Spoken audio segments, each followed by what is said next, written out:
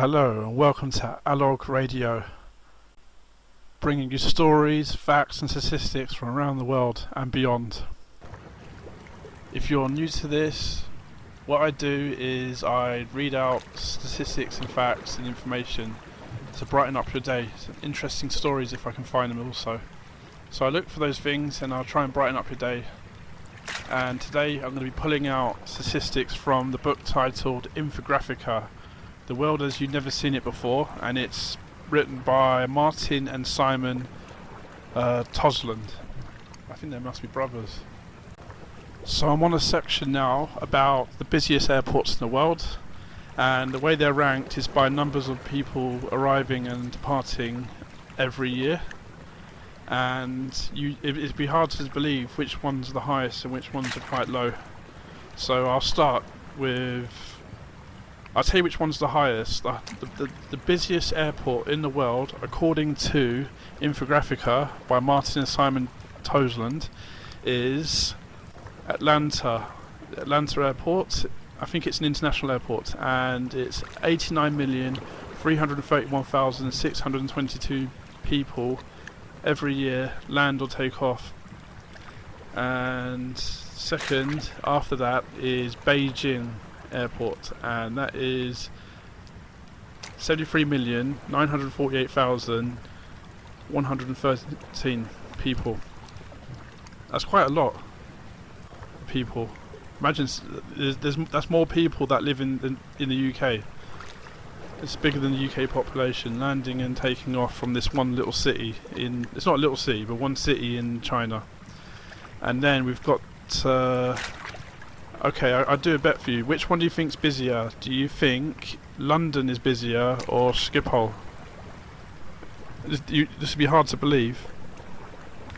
I'll tell you, number 4, the 4th busiest airport is London Heathrow, and 65,884,143 people take off and land at Heathrow every year, according to this book.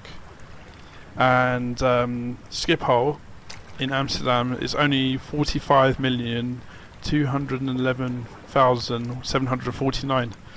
I thought it would be the other way around, because Schiphol has 6 runways and Heathrow only has 2 runways.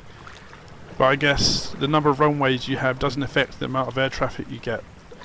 It probably just saves the environment, because you just land straight away and take off straight away without queuing. It's good for the environment to have more runways. It's a bit like, people used to hug trees when they were building motorways, to stop the motorways being built, to defend the environment. Now imagine if you dug up the motorways now, you'd actually harm the environment, because people would be driving between cities below 5th gear, and they'd be burning more fuel to get there, because cars' efficiency goes up by gear. So when you get to 5th gear, your car's actually running more efficiently than it is at 4th gear and 3rd gear. You'd be stuck in these 2 gears if you're going on A roads or even B roads for that matter. So things are very different to what you think they are.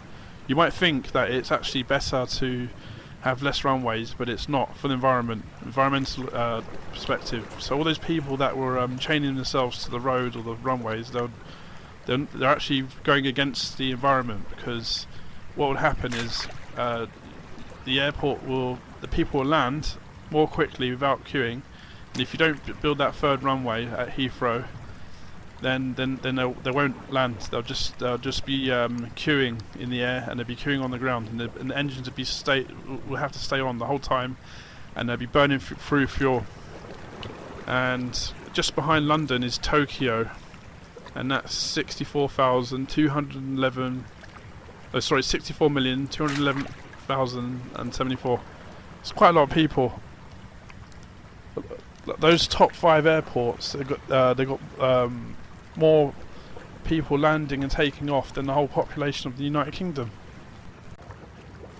I'm going to the wind section of this book now. It's about wind power and how much megawatts is produced by country according to how much the wind power in megawatts. And again, I'm quoting from Infographica, and it's by Martin and Simon Toseland, and according to this book, there's two countries here that are really impressive when it comes to wind energy. They produce loads of wind energy. China and the USA, they produce an incredible amount of wind energy, but which one produces the most? Have a guess. Is it China or USA?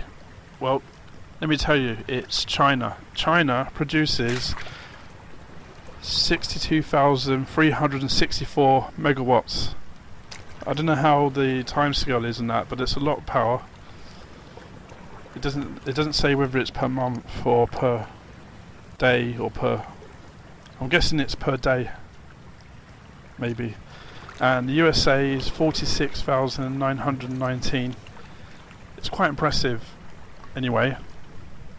If you compare it to the rest of the world, the UK only produces 6,540 megawatts, and which is shameful because we're the windiest country in the Europe. I read an article recently, and it stated that the United Kingdom is actually more windy than all the other countries in Europe because we're close to the ocean and we're on the edge of the continent. And yeah, we get quite a lot of wind, but we're not the biggest producer in Europe. In fact, Spain produces more wind energy than the UK and France combined, and Portugal. Spain produces 21,674. So Spain's actually beaten those two countries, and Germany is the biggest in Europe according to this book. It produces 29,060, which is quite impressive considering America produces 46,919, but it's not.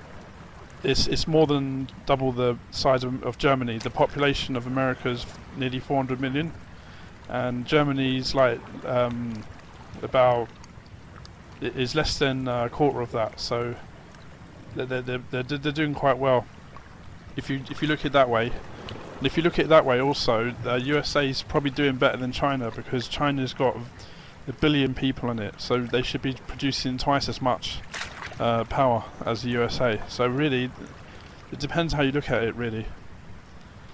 And but yeah, I think the UK should put their foot down, try and produce more wind energy. There's other ways of doing it. You can make lots of smaller ones.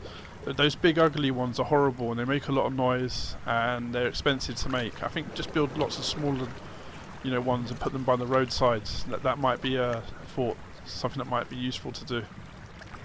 I'm on another section now. It's about jaws, about different animals' bite strengths, and it's got an array of animals here. And each animal has different bite strengths, and the unit of measurement is the human bite strength. So humans are 1, so everything's a ratio of what the human is. So here we've got a dog. A typical dog is 4.4 times as strong as a human's. African lion is 10.3 times stronger than a human's. Mountain gorilla is 10.8. That's quite impressive. They're very strong animals, and I often wonder, because mountain gorillas never meet African lions because they live in different places. Mountain gorillas live in the forests, the Congo rainforest, I believe, or something. It's in the rainforest, in the mountains. I'm not sure if it's Rwanda or Congo. And African lions live in the grasslands, in the savannah, and in Kenya and places like that. And they follow the animals. So you have to wonder what would happen if they met. It wouldn't be a pretty picture, I'm sure. They're pretty closely matched animals.